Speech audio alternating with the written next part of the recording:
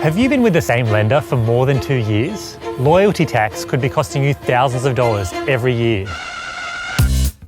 The loyalty tax isn't really a tax, but it's a phrase used to describe the difference new customers and existing customers pay. Lenders often say the lowest variable rates for new customers only. That's because the lending landscape in Australia is super competitive, with dozens of banks battling it out. Trouble is, once you've been with the same lender for a long time, you risk paying an outdated rate. So how do you get around it? Well, a typical homeowner could shave half a percentage point off their interest rate by refinancing their home loan to a different lender to take advantage of the better rates offered to new customers. For a homeowner with a $600,000 mortgage, that's a saving of about $2,000 per year.